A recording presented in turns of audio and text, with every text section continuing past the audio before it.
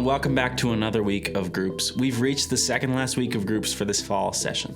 And this week we are wrapping up the series Rebuild, and then next week we'll have one more discussion together before we take a break over the Christmas season. Now, I wanted to put a question in your mind to be thinking about. Remember that at the start of groups this fall session, I asked you to make a 3-month commitment. That commitment is coming to an end. Now is not the time to decide if you will stay in your group, but I want you to start thinking about this question.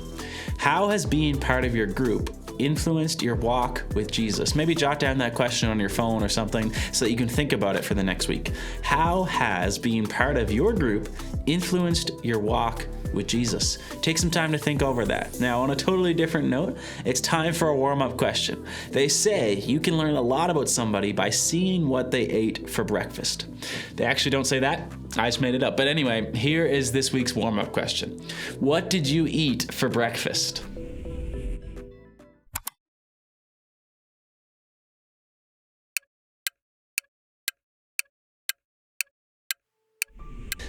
Danny wrapped up this sermon series Rebuild by looking at Nehemiah 13. This chapter recounts the aftermath of the story of rebuilding the wall. So Nehemiah goes back to Persia and he stays there for a while, but then he returns to Jerusalem to check in. He finds that the people have not kept up their devotion to God, right? They quickly turned and followed the ways of the world once again. Pastor Danny suggested that this was because they had divided hearts, right? They had one foot in following God and another foot out following the culture and what was easy, what the world around them wanted them to do.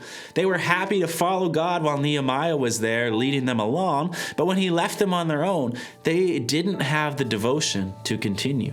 Their relationship to God was tied to Nehemiah instead of being a deep personal conviction shared by each member of the community. And today we may find the same things. We may have one foot in with following Jesus and the other foot out, content to follow the world and the things our culture deems are worthwhile. Having a divided heart, it's not the type of commitment that Jesus demands of us. He wants an all-in surrender, right? We need to jump in with both feet to live a life for Jesus. So, how do we know if we have a divided heart? Well, Pastor Danny shared 4 symptoms that show up in the text. The first was this: an occupied room in the temple. This is when we let something live in the temple that is our lives that should never be there. The second symptom of a divided heart is that we neglect God's house, the church. Right? We don't be with God's people. We don't come to worship. The third symptom of a divided heart is the neglect of God's commands. This came up in Nehemiah as the people were not keeping the Sabbath. A divided heart is one that does not earnestly seek to keep God's commands, and perhaps one who resists asking God to reveal to them ways that they are not following him. Then finally, the last symptom of a divided heart is marrying the culture, where we love the things of the world and try to mold our faith to the values of our culture. These are the symptoms of a divided heart that Pastor Danny shared from Nehemiah. I'm sure there are many more, but here's what I want you to discuss. Is your heart divided?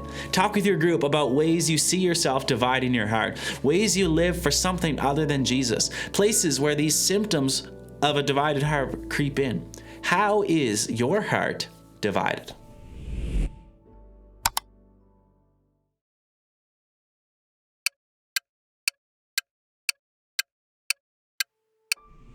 I love Danny's conclusion to his sermon this week. He stated that the way we rebuild the walls and gates is by living fully for Jesus. When we do this, we will see walls rebuilt. We will see transformed lives. We will see freedom for captives, peace brought to the world. We will see the kingdom of God come through the church. Nehemiah calls us to commit ourselves to wholehearted devotion to Jesus.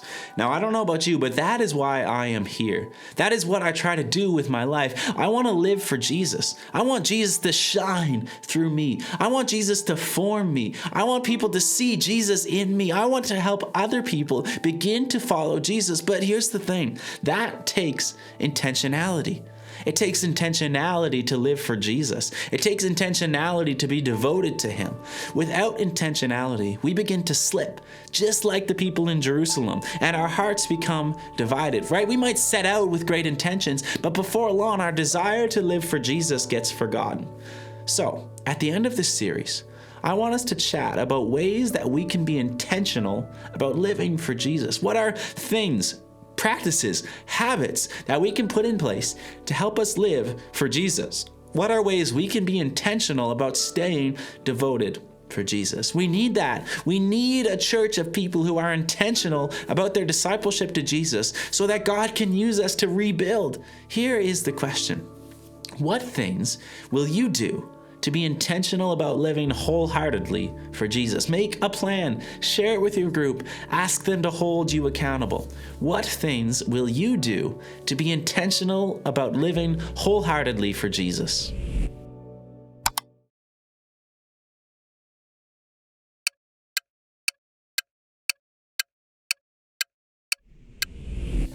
Well, that's all I have for today. I'm excited for the ways that God has been shaping us over the last few months. We can be a church that rebuilds. We can be a church that rebuilds in our personal lives, that rebuilds in our churches, and that rebuilds in the world. But rebuilding is not a one-time thing. I hope that we can be a church that constantly rebuilds, because the reality is, until Jesus comes back, there will always be things that are broken.